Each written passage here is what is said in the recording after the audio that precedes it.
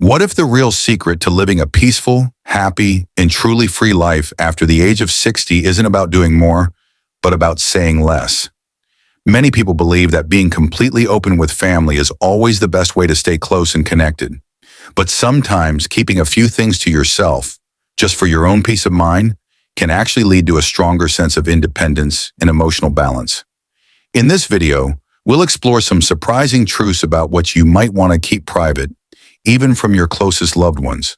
These aren't just opinions. They're life lessons that many learn too late. So before we dive in, make sure to hit that like button and subscribe to our channel if you're someone who wants to make the most of your golden years with wisdom and confidence. And we'd love to hear from you. What's something you've learned to keep to yourself for your own peace? Drop it in the comments below and let's start a real conversation. Your experience might just help someone else find clarity too. It all begins with a moment, just one quiet, overlooked moment, when you realize that age is no longer a number. It's a mirror. And in that mirror, you no longer see the roles you played, the names they called you, or the dreams you once chased. You see something deeper, something private, something you never knew you'd guard so carefully. After 60, life becomes quieter, but the thoughts grow louder. And that's exactly where the story starts. Because what no one tells you is this: the life you live after 60 isn't about how long you live. It's about how peacefully. Margaret was 63 when she first noticed the change. Not in her health or her home, but in the way her family looked at her. Subtle, almost invisible shifts in how they asked questions, how they lingered on her decisions, how they softened their voices around her, as if her bones were suddenly glass. And for the longest time, she thought it was care, love, protection, until it began to feel like surveillance. That's when she learned the first quiet rule of aging in peace. There are some truths you carry with you, not because you're hiding them, but because their weight is yours alone to bear. She didn't always believe that.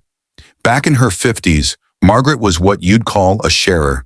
She believed in transparency, in honesty, in sitting around the family table and telling her children everything from how she felt about their spouses to how much she saved that month.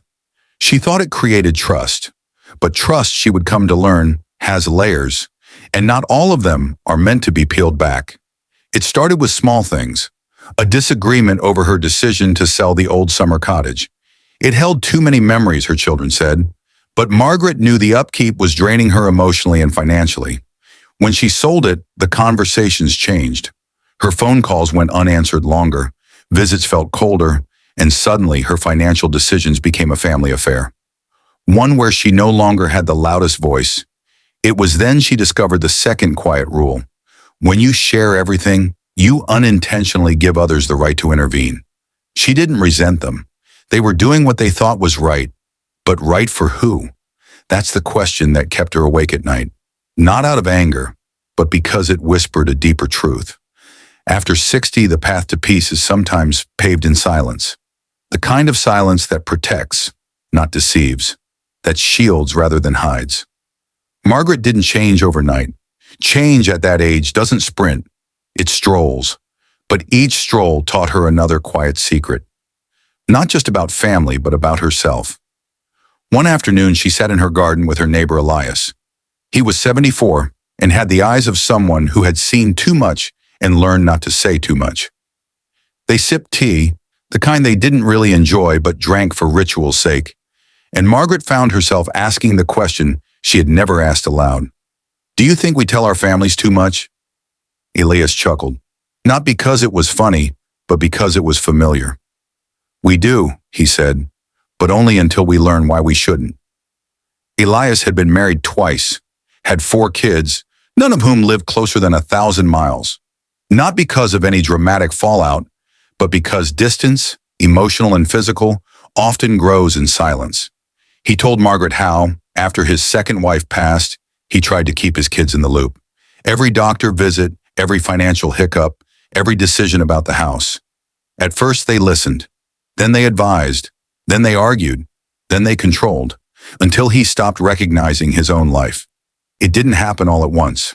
It never does. But he learned the third quiet rule. Sometimes telling too much gives others permission to worry too loudly. Margaret nodded slowly. the weight of her own thoughts matching his. They sat like that for a while, surrounded by the flowers she planted every spring, flowers that bloomed without asking for permission. Maybe that's what aging was about, learning to bloom quietly, to choose which roots to nourish, which petals to protect. And as the afternoon sun dipped behind the fence, Margaret thought of the next truth she had learned. Some memories are more valuable when they belong only to you. She remembered her first love, not her husband, but a boy named Ray who used to write her letters in high school. She hadn't told anyone about him in over 40 years, not because it was scandalous, but because it was sacred. There was power in keeping that story tucked away, like a personal photograph in a locked drawer. And she realized then the fourth quiet rule. Not all stories are meant for sharing.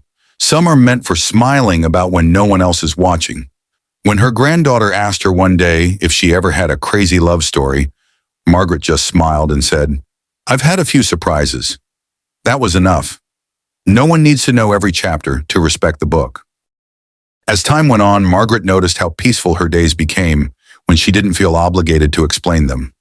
If she wanted to spend her pension on painting classes instead of gifts for the grandkids, she did. If she didn't feel like attending a family event because she preferred the silence of a rainy day with a book, she stayed home. It wasn't rebellion, it was wisdom. The fifth quiet rule: peace often comes when you stop apologizing for your joy. Her family didn't always understand, but they didn't need to, because Margaret had also learned that understanding is not a requirement for love. Respect, however, is. And when you start making choices from a place of self-respect, people notice, even if they don't say it out loud. They begin to treat your boundaries like fences instead of walls. And in those spaces, relationships breathe better. One summer evening, as the sun dipped low and cast golden ribbons across her kitchen tiles, Margaret received a call from her son. He was asking about a financial matter, something he used to expect full transparency on. But this time, she answered gently, "I've got it handled." He paused and then said, "Okay." Just like that. No questions, no lectures. That one word felt like a victory. Not because she won anything, but because she reclaimed something. Her autonomy, her rhythm, her right to not explain everything. This is how it unfolds. The quiet, subtle act of reclaiming your life after 60. Not with big declarations, but with soft refusals. With the confidence to smile and say, "Some things are just mine."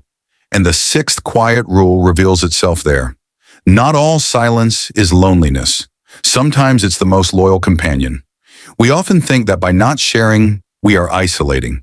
But in truth, some of the deepest connections come not from constant disclosure, but from mutual respect of space. Margaret learned this with her daughter, who used to press for every emotional detail. Over time, when Margaret shared less, the tension dropped. Their conversations became lighter, filled with laughter again. Sometimes less truly is more, and the seventh quiet rule settled in gently. The less you explain, the more space you leave for trust to grow. Margaret wasn't hiding anything. She was simply choosing what to protect, what to keep sacred, what to let go. It's a kind of freedom only time can teach. And in that freedom, she found a kind of joy no one could take from her. Not because she had more, but because she needed less. And in the quiet of her home, filled with light and gentle music, she understood something else. These secrets, these unspoken truths, were not about distrust. They were about peace, about allowing her final chapters to be written in her own handwriting, not edited by others, not read aloud before they were ready. Just hers. She carried them like keepsakes, tucked between the books she loved, the recipes she memorized, and the songs she hummed on rainy afternoons. And when people asked how she managed to stay so content, she'd simply smile and say, "I stopped giving pieces of myself away that weren't meant to be shared."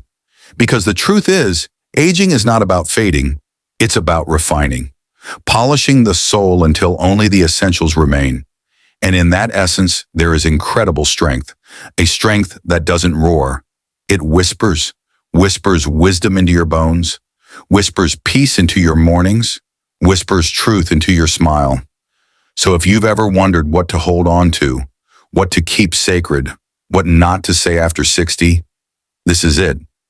Not because it's dangerous to speak, but because it's powerful to choose silence. To know that your story is still yours, no matter how many people ask to read it. And in that choice, you find not only happiness, but freedom. The kind of freedom that lets you breathe without seeking permission.